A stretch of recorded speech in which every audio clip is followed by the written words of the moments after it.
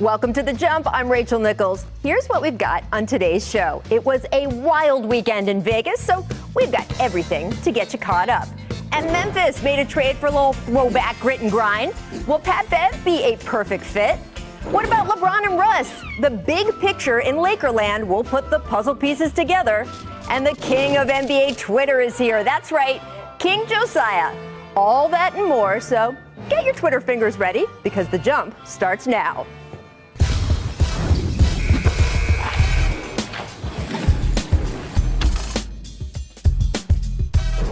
Welcome indeed to The Jump. Joining me today in studio, we have NBA champ Richard Jefferson, NBA reporter Malika Andrews, and from Houston, it is the 2008 champ, Kendrick Perkins. Aww. They're all together again. We're all it's together. So nice. Wait, still this camera? Okay. We have a little we have a little bubble thing going on here, Perk, but we won't team bubble. We won't make you feel bad, I promise. No, we will. Perk's got a bit of a bubble.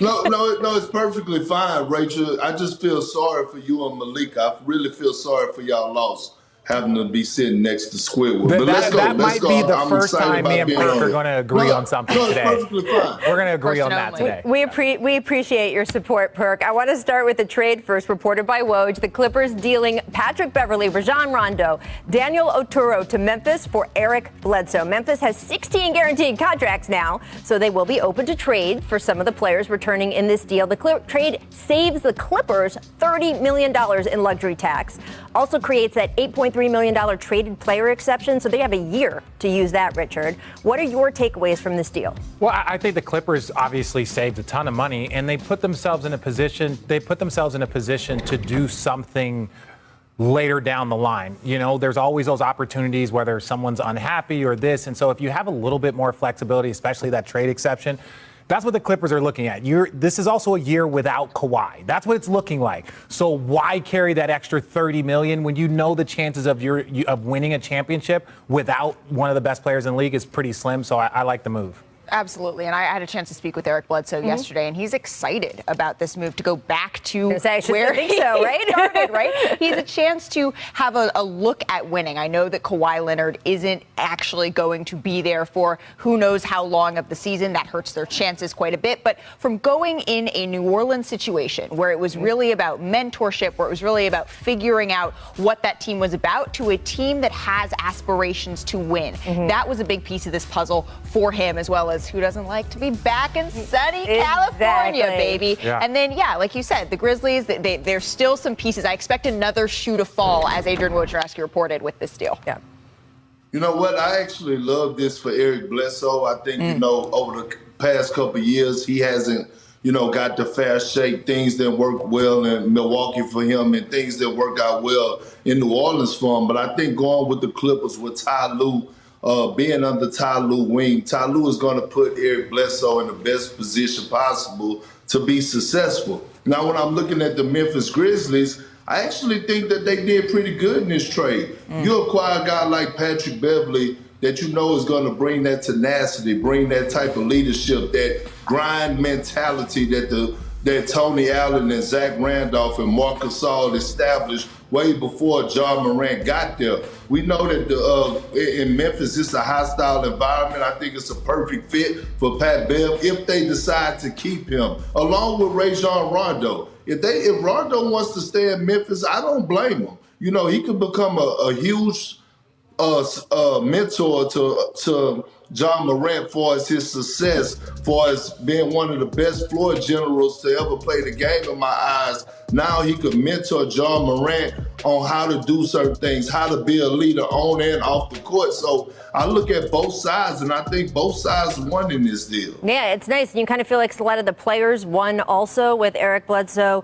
It's tough when you get dealt off a team that goes on to win a championship, right? I mean, you start to feel like, did they win it without me for a reason? Drew Holiday, obviously, such a huge part of that title, the way that exchange was. It happened to me 3 or 4 times. Richard, San Antonio, Golden State, like it happened all the time. Everywhere you leave, people win? Is that what you're saying? I wouldn't go that far. There's still quite a few.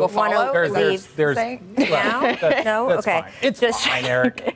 I think it'll be great for him. And who knows with Kawhi, right? I mean, we don't expect him for the bulk of the regular season, and certainly his injury history is to be more careful and be on the more conservative side. but he could be back for the playoffs. And this is a team that has shown this past postseason that they can roll with the punches. They have a veteran presence on them, and we'll just have to see how it happens. I don't think Memphis knows yet which pieces they are going to keep. I think it will depend on the offers they get in the coming weeks. I want to move on to Summer League, though, guys. You know, they're always testing new rule ideas in Vegas, and this year we have gotten sudden death overtime. Perk, do you like this? Would you want to see it during the regular season? Absolutely not, Rachel. I don't like it because, look, I mean, this is, do you see these shots that these teams are making? That means, like, whoever gets the ball first, all you have to do is draw a foul or move the ball around and make one shot to end the game. I don't like this rule. If they was to put this rule into the NBA, can you imagine how many upsets would happen? How many teams could possibly win championships, but just going into overtime?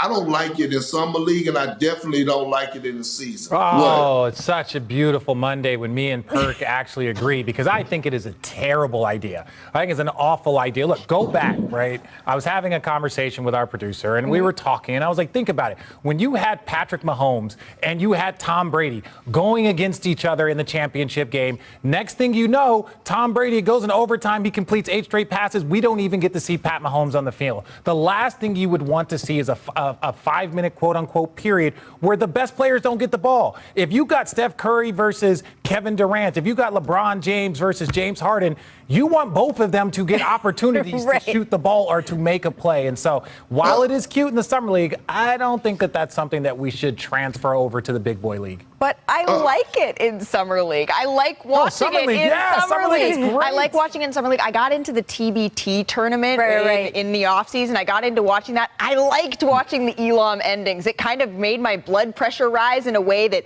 only it does in a certain amount of NBA games. That being said, having it in a regular season NBA game when everything is on the line, that probably shouldn't happen. But that, I mean, the Elam ending the Elam ending though isn't, and as you know, the Elam ending isn't sudden death. No, so that addresses Richard's concern, right? In the Elam ending, everyone touches the ball, and it's fun. Yes. I don't even know what Elam ending is. It's what they've done in the All-Star game the past couple seasons. Welcome to covering the NBA. I'm so glad you could join us. I just found out about the sudden death rule. That shows you how much that I don't want. What I will say, and this is where it's cool with it, what they should do. This should be in the preseason. Just preseason. Yeah, because nobody ever wants preseason overtime. That's what nobody wants. Nobody right. wants an overtime because you got guys that will never basically really touch the floor in a crucial NBA situation. So yes, give us a situation where you have a sudden death. But I think in preseason, 100% use it in preseason. The worst thing that could ever happen is that overtime game in preseason. You have to also realize, it's 5 minutes in basketball, right? In hockey, they change things to a shootout during the regular season because playing in a whole additional 20-minute overtime and then another 2-minute overtime, right? So soccer should do that's goal a lot, and goal, though. Right? Soccer should do goal and goal. Right? The goal, PK. That's it. But you don't need 20 Cup minutes. 5 minutes, you guys can tough it out for 5 minutes. Also in Summer League action, we had some action, guys. Mavs forward Eugene Omoruyi and Kings forward Chimezie Metu. They were both ejected for their roles in this little melee. Metu took a swing in reaction to the flagrant foul. So,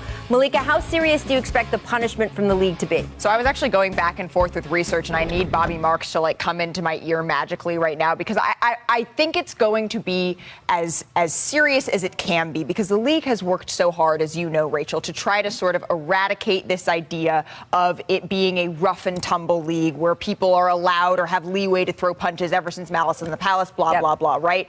But for Summer League, I was rifling through the rule book trying to figure out, okay, how exactly for guys who may or may not be on a roster, for guys who may or may not have another game that they could actually be suspended, how the heck does that work? So as serious as it can be for Summer League, and now I'm going to go back to reading the rule book so Richard can talk. I know he doesn't know. So no idea, but I will say this. You got a bunch of guys that are trying to make it. Yeah. And you go and give a hard foul. This is not the postseason, right? Like, there's a level of respect that needs to go on when you talk about Summer League and they wonder why, like, the top 5 picks only play 2 or 3 games. It's for situations like this, because no heroes are made in Summer League. No hard foul in that moment. Look, might have been a leg up there. There was definitely a follow through. Look, at the end of the day, look, right here, even the leg that comes and he trips over, that could be the end of a season. That could be the end of a career. That could be the end of an opportunity. Oof. You just don't do that in those moments, especially with a guy in the air. I'm not even upset with him, but I'll tell you this. You do that in the big boy league, you will not be around for very long. I mean, look, here it is. I agree with RJ, right? You got guys fighting for their life. I agree with you, Richard. You have guys fighting for their livelihoods. You have guys out there competing. And I don't mind a little cat fight every now and then. That wasn't nothing. That's guys showing passion. And RJ, if you had been watching the summer league games, you would have known that these games have been very, very competitive. Bro, that's cute. That's no, cute. You haven't been watching. I watched. Perk and I actually went to Summer League, so I saw you guys. You guys did an outstanding job. Some of that in person. But Perk, I think part of the issue too is, look, you're right. You've got guys trying to prove that they can make it, and they're tough, and they're hungry, and they want it. There's a line, though, and this is something you did so well in your career. Everybody knew you did not want to get into it with Kendrick Perkins, right? If Kendrick Perkins was coming knocking on your door, things were not going well for you. But Perk, you knew you're not out there throwing punches, right? You're just showing messaging, getting the message across, right? Yeah, but Rachel, if I had the opportunity to change the hands of times, I would have not have done those actions because it cost me hundreds of thousands of dollars. Yeah, but doing those actions made you millions. There's a balance there, Big Perk. No, hey, Rich, you're not about to sit up here and try to downplay my career like pushing people is what made me millions. I'm saying the fire and the intensity and toughness. I know it's weird, but he did just compliment you. I know it's just. It was a backhanded compliment. Let's not get carried away. It's never a compliment. And there you go. Malika, I believe, has had enough of us for a few minutes, so she's going to duck out. But she will be back later in the show. Coming up, #1 overall pick Cade Cunningham hit 7 threes on Friday in Summer League. What are your expectations for his rookie season? We will discuss, see if your answers match our answers. Stick around. You're watching The Jump. Do I have an answer yet? Have I answered? Have you answered? Yeah. The Jump is brought to you by Pizza Hut. Order today at pizzahut.com. This league.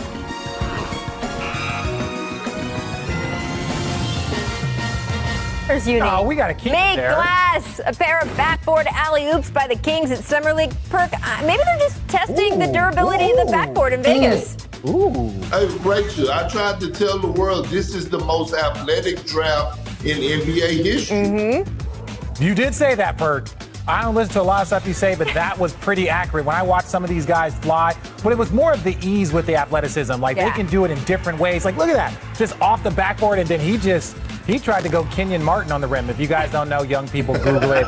Kenyon tried to rip the rim off on the most simplest of dunks every time. Yeah, it's called snatching the screws out the rim, Rich. Yeah, that wasn't my thing. I was like, no fingerprints, no evidence. You're like, just lay it in. Yeah. Just flush it. Ooh, off the glass? These kids might be able to play one day. Miss injuries. Keep your eye on Rajon Tucker at the top of your screen. So he's limping. But then the Sixers get out and run. Oh, look, he's fine. He catches a lot. BB, I got it. Oh, look at that. I mean, alley-oops clearly have healing powers, Richard. That's the only explanation for this. There are certain people that are super fast when they have the ball in their hands and are super slow when they don't. And there's individuals that I'm hit. Yeah, I'm fine. I'm hit. Is that a flopping make it. rule? Oh, no, I can't. Does that count as like a flopping? No, not if you just have a, slower gait. No. Yeah. No, but Perk, you got anything? No, I really could see you doing this in the game. I was gonna say, you can do this on the show sometimes. Nah, that's not what I do. I do that, yes, but I didn't limp out. I was a track star. That's it. I just ran for days. No Past skills. tense. Make buckets. All right, so after his game winner last Thursday, Cam Thomas has not skipped a beat, hit this dagger against the Spurs. 3 of his 36 total points, Perk. I mean, the Nets got a steal here, right? They did. He was the best scorer in this draft, Rachel. I'm surprised he went that low. He literally could have went top 15, but this kid is a flat-out bucket, and yes, the Nets did get a steal with him.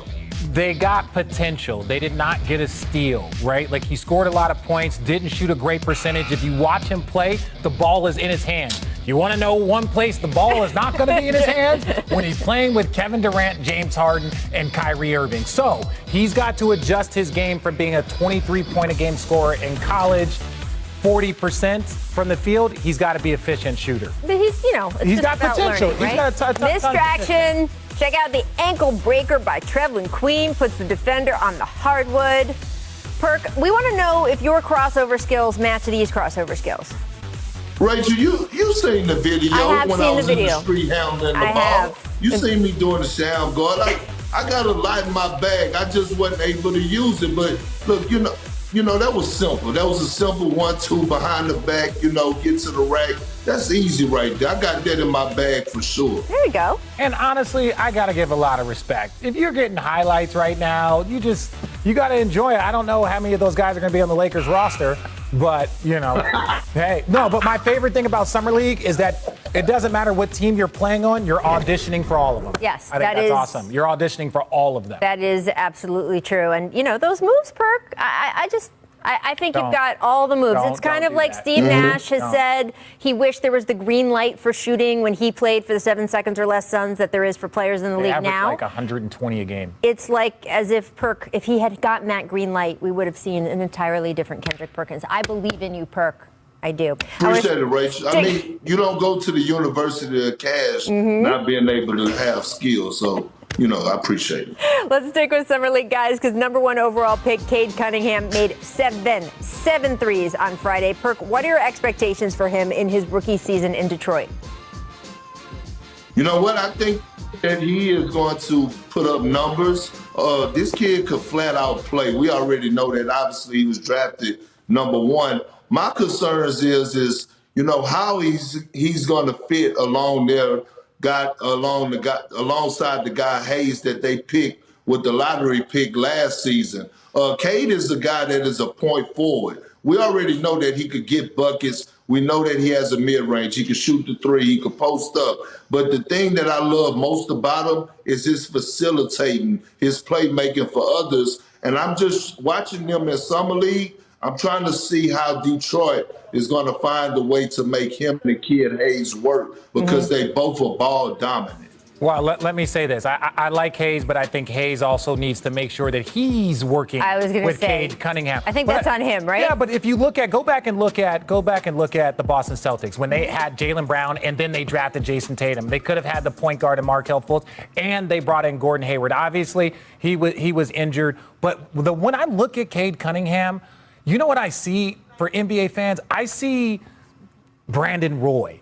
Like, Brandon Roy was one of the most impressive right away NBA players that you could see, because he was like fast, but he wasn't that fast. He was quick, but he wasn't that quick. He was athletic, but not super athletic. But what he did is he just understood the game at an extremely high level, and he didn't have any deficiencies in his game. He was strong, dominant, going to left. He would post up smaller guards. He could go by bigger guards. He just had such a complete game. And when I look at CADE Cunningham, I don't see a lot of flaws. And even within his game, the flow and rhythm that he plays with is so effortless. He knocked down 7 threes, but none of these are like Jalen Green, step back sideways. They're just catching rhythm, step into it, reading the floor. It's just a great pace that he plays with. I think he's going to be a lot of fun to watch. And look, the nice thing about being good at everything, which he's such a complete player already, is that if one part of your game isn't working, and we've seen this already with his summer league play, he's got so many other things in his bag that he's like, oh, okay, well, I'll just be a three-point shooter today. And, oh, there's 7 of them. I think the people of Detroit should be very excited about what's going to happen in their building this upcoming season.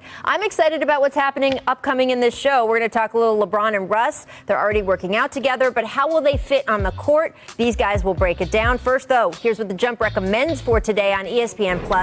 Kevin Pelton, the machine, giving us his 2021 Summer League standouts. You can expect to see CADE Cunningham on there. Check out the story to see who else makes the cut, and we'll be right back.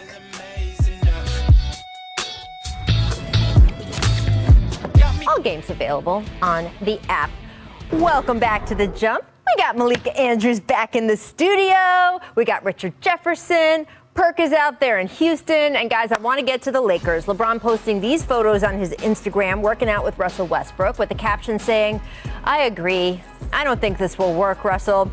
Kendrick, obviously some heavy sarcasm there. What is your thought, friend, on LeBron's fit with Russ this season on the court? We already know they're friends off the court. Well, I mean, look, I've been trying to warn the world, and it's just like those old people, like my grandparents used to tell me when my grandmother was cooking, "Hey, don't touch that oven, it's hot." And then you have to learn. You touch the oven, then it get burnt. This is all the people that are doubting or having something to say about whether or not Russell Westbrook and LeBron James are going to work on the court. Yes, it's going to work, okay? Russell Westbrook has proven us that he is a guy that is willing to facilitate for others. LeBron James don't want to carry that load no more. LeBron James has showed us that he could play alongside another non-shooting superstar like he did with Dwayne Wade and still win championships. Look, to all the people that are doubting Russ and LeBron and the Lakers, answer this. When we get to the postseason, name a team just in the Western Conference alone that could beat this Lakers team fully healthy in the 7-game series, and I'll wait. Okay, well, first of all, Rachel, to address your point, I don't think Bron was being sarcastic when he says, yeah, this won't work. I don't think he was being sarcastic. I think he was telling the truth. And secondly, no one cares about the 82 when it comes to the Lakers. Truth be told, no one cares about the 82 when it comes to the Brooklyn Nets. They will be purely judged on their 16. The 16 that it takes to win a championship. If they don't win, it's a failure. That's part of Bron's legacy. If they win, it'll be a part of his legacy. For those 16 games, how do you think the X and O fit is? This is what's crazy. People that try and compare him to D. Wade is completely false, because D. Wade was a high-level defender. He was more of a, I'm not going to drive. He might not even shoot that many threes. Well, Russ will shoot threes regardless of what his percentage says. He knocks down shots. He's a high-level player.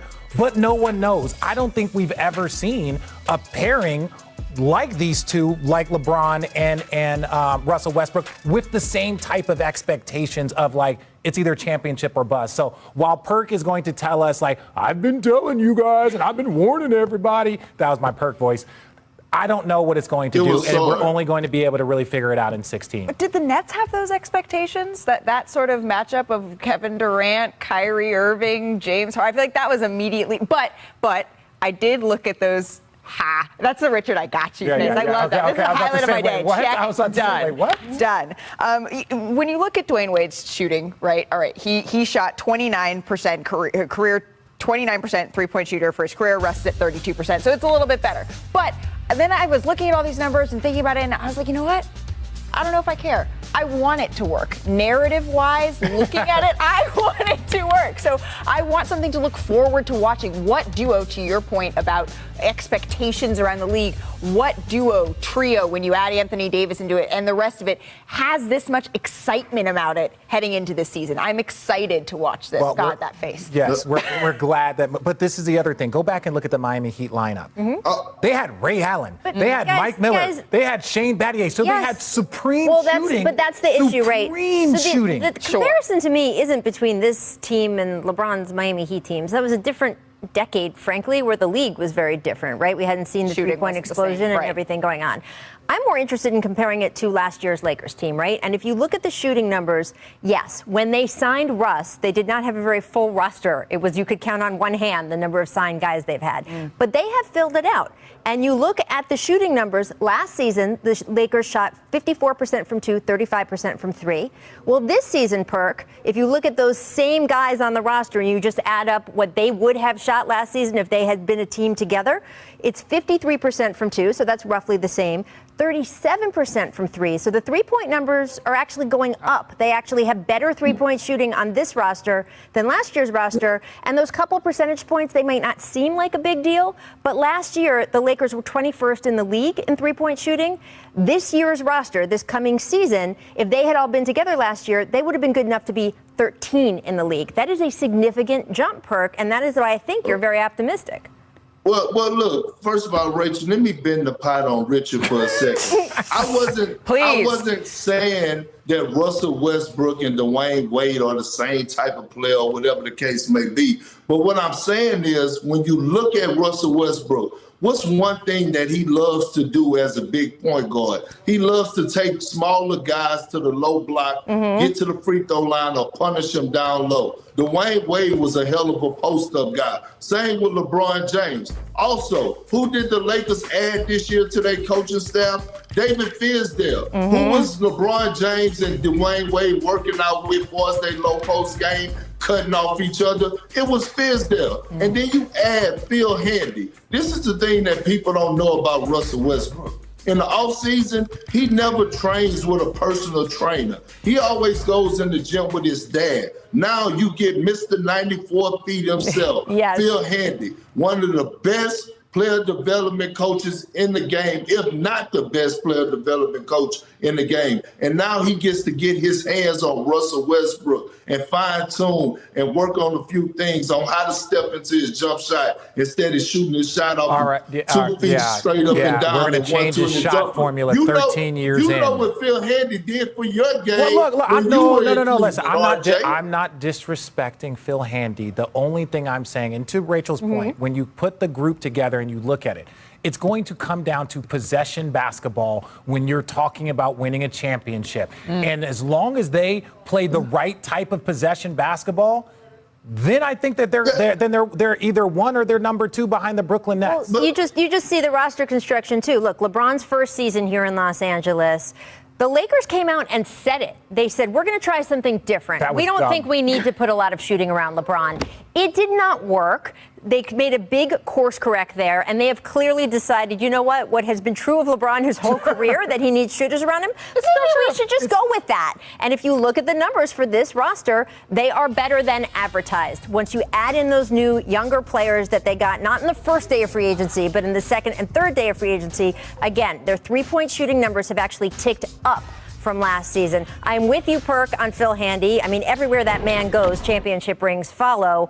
I don't know, though, what you started out with when your grandma told you to touch a hot stove and you had to learn for yourself. Yeah, that was. I just want to know, I think Malika didn't have to learn for herself. I think she knew already that the stove was hot. I think Richard never learned. What do you think? Well, I mean, it's you got to be from the country, and I mean, some certain things just happen down south that it don't happen around other parts of the world. But I will say this: we overemphasize shooting so much, but the Milwaukee Bucks showed us that you could get it done without actually shooting the ball very well in this postseason when they won the championship. Long as you have a superstar to take you home, which the Lakers do have a few of them on their team, a few Hall of Famers that could close out games, you could win a championship. I just think we overemphasize shooting. We watch Joe Harris shoot the lights out in the regular season, and then to come in the postseason, he was shooting the ball like me. So by 16. I don't want to put too much emphasis in three-point shooting. I just said when it matters the most and it gets down to possession by possession in the fourth quarter, it's time for the guys to get paid the big bucks to take you home. And they got a few of them on the Lakers roster. It's going to be so good. Malika, thank you so much for joining us today. You're going to be with us here in LA for the rest of the week, so don't go too far. No, stuck with me. You guys don't go too far either, because NBA Twitter legend Josiah Johnson joining us to tell us about his creative process. He'll play a little game of retweet or delete with Perk and Richard's recent tweets. Keep it locked. This is going to be so good. I'm glad I don't tweet. Best follow on Twitter. Agreed. His son, best follow on Twitter. If you're not following him, you're making a mistake. The meme king.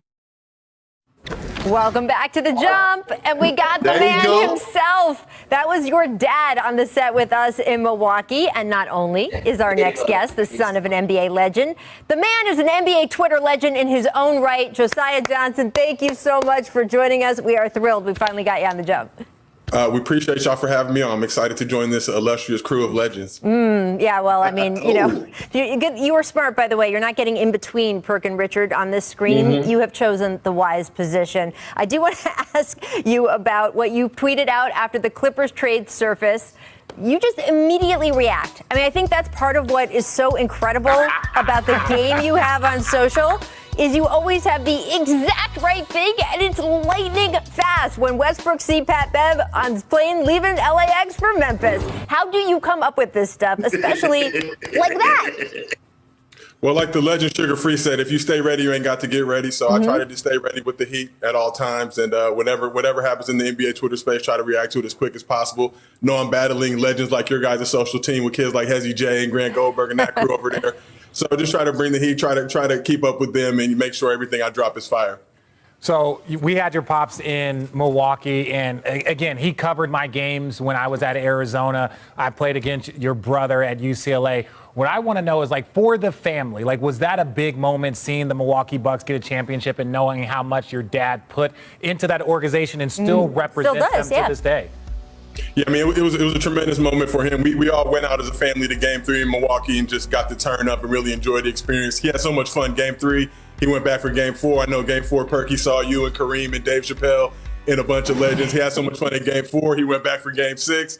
Had so much fun. Obviously, Game 6, they won the championship. He stayed for the parade, and then I'm seeing him in the parade route, shirtless, flexing his chest off, and he really had me in the gym trying to get back on his level because he's 65 years old, but he looks like he's 40, so I had to get my sexy back as well. But obviously, the city of Milwaukee's been great to him and been super supportive of everything he's got going on. So it was just a tremendous time. I'm super happy for them. Obviously, I'm a LeBron, a Lakers guy, but Milwaukee's my second favorite team, and appreciate them for hooking up the tickets and letting us come out there and just flourish. And your dad can still dunk, too. That's the part that just blows me away. You hear that, Perk? His dad can still dunk. Yeah, that's fine, Richard. Hey, look, it's my moment. You just had your time. Josiah, what's up, brother? Look, I know how you feel about King James. I know how you feel about your Los Angeles Lakers. They just got Russell Westbrook. Now they got a big three. What's your expectations for LeBron this season and the Lakers? Well, first and foremost, what's up, my elite brethren? And, secondarily, obviously, I'm a big LeBron guy, UCLA guy, so I love Westbrook. I was super happy about the move. I feel like some Lakers fans out there were a little cautious hearing that, but I think Russ is just a tremendous player. Obviously, he's a big Kobe fan. Kobe's his favorite player growing up. He's got that Mamba mentality. And I think they're really going to learn how to work together and coexist. LeBron going into year 19, he doesn't need to be as ball dominant. I think Russ can really pick up the slack there. Obviously, Russ is a great distributor, great rebounder. And I think the squad, obviously, the naysayer, obviously when the trade first happened, everybody was like, oh, they're too old, they're whack and whatever. So we'll let them keep that mojo going. LeBron's out here sending shots, tweeting stuff, deleting stuff, and really letting people know, put them on notice. But, for me, hopefully, I'm gonna be optimistic that hopefully we can just make the playing game. I don't expect much from this squad. Maybe we just get playing game, we'll be all right. But we'll let everybody sleep on us till it's too late. Again, the sarcasm. There we go. I want to ask you about something you're doing outside of basketball. You're one of the writers on the upcoming Netflix show Colin in Black and White, which is about Colin Kaepernick's high school years. How did you become a part of that project? What was that experience like in the writer's room? Because I've gone home with Cap when I was covering football, and it's just a fascinating story.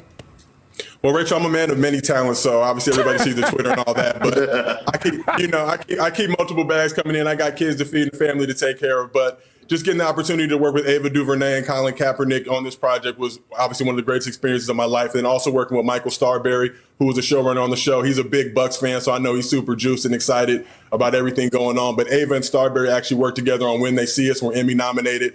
So he gave me the call. He told me a while ago, like, look, I'm doing this Cap show. If it ends up working out, I want to bring you on. And this is Hollywood, so you hear things all the time. You're like, okay, right. Sure. I believe it when I see it. But show got picked up. He hit me up like, yo, I want you to be in the room. And just to be, experience that working with Ava in her company, Array, and having Colin walk into the room and just being able to look him eye to eye and ask him questions to kind of dispel some of the myths and rumors about him and look at him man to man and see how excited he was to try and get back in the NFL. And I know that's probably still a dream of his, but just looking at everything he's done on and off the field, his are tremendous accomplishments. And it's a little frustrating and sad to see that he still hasn't gotten an opportunity to kind of continue his dream. But I think this show is really going to highlight Colin and just the incredible man he is, the stuff that he dealt with in high school that really helped lay the foundation for the man that he is today. Yeah, when we went back with him to do that piece with him, we interviewed his mom and just his whole background. It's just fascinating, and I really cannot wait to see what you guys do. Before I let you go, though, we have a perfect game for you on this show. It is called Retweet or Delete. Now, we usually just ask Perk if he's going to stand behind his tweets or if he wants to delete them. But we want you, Josiah, to be the judge of Perk and Richard. First up, earlier today, Perk tweeted, You are not required to set yourself on fire to keep other people warm. This is one of my favorite Perkisms. Josiah, are you retweeting or deleting that from Perk? Well, as you guys know, I rock with Perk heavy, so I'm retweeting that one because that is fire. That's what really got you out here saying. There we go. UCLA, stand up. You already know.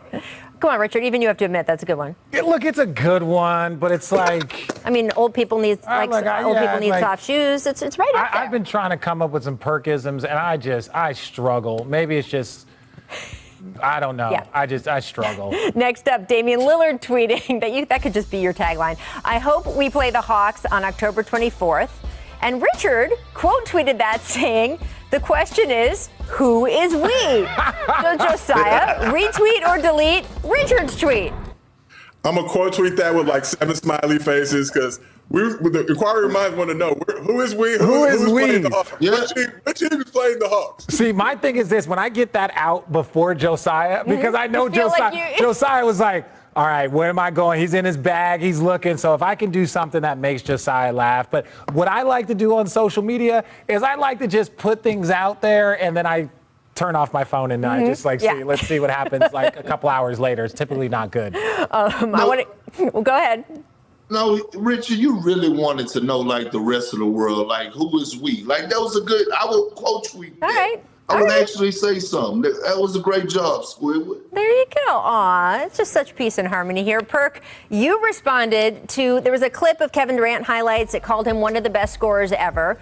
You wrote the greatest scorer ever, not one of, the greatest. Carry the hell on. Josiah, retweet or delete on that one. I'm going to have to delete that one. I'm a UCLA guy. I got to rock with Kareem Abdul-Jabbar. No disrespect or slander to KD because I do not want him coming for me or the rest of the TC's crew, bands, anybody over on that side, Rich Kleiman, none of those dudes. But I'm a UCLA guy. Rock with Kareem. The skyhook, the most unstoppable shot in NBA history. Also got to give it up to Will Chamberlain, too, because he was a bucket-getting machine and really unstoppable in his era. High jumping. Josiah, you never seen Will play? I got YouTube just like everybody else. I got NFTs. I got all that. Yeah, look, Kareem is the greatest basketball player. If we are going, like a lot of the times our conversation is like, who is the greatest NBA player of all time? Without doubt, the greatest basketball player of all time from career of high school, college, and pro is Kareem, and it ain't even really close to tell you the truth. Well, Richard, that wasn't what I said. I talked about the greatest scorer, but there you go again, moving the goalposts. I said KD is the greatest scorer of all time. When you talk about a guy that's going to give you 50, 40, 90 every season, a guy that's 7 foot, 0 flaws in his game, has a pull-up that's fair. ball. That's fair. Agreed. He has no flaw in his offensive game. Okay, what last thing? There's no flaw in this man's game, but you're taking Kevin Durant over Kareem Abdul-Jabbar? I just feel like there's a group at the top, and Kevin Durant is one of them, Kareem is one of them. Michael Jordan, people, won the scoring title 10 times, scored 63 in a playoff game, and got Larry Bird to say, that's not MJ, that's God disguised as Michael Jordan. So he's in that conversation also, just saying. And Kobe, too. So you got to show love to everybody. Amen. That's right. So now, Josiah, you know I had to bring this one back. Right? We were talking about this earlier in the show. The Perk moves. And you, of course, tweeted about this as well. Give us your play-by-play here, Josiah. I didn't know if this was Perk or Harden before he left Houston to go to Brooklyn. But wow. I love to see big men out there getting it. I love to see big men out there doing it, getting their handle on. So I had to give him the and one mashup to show love to the legend. Man, Josiah just like tossed that grenade on his way out the door. Okay, thanks, people. Josiah, thanks so much for joining us. Best of luck with the Netflix show, and we would love to have you back on later this season. All right, sounds great. Thank y'all for having me. All right, everyone else stick with us. Coming up, we got a little bit more on Pat Bev. No longer a Clipper, but to say goodbye, we're going to look back at his best moments here in Los Angeles. Stick with us. That's next on The Jump.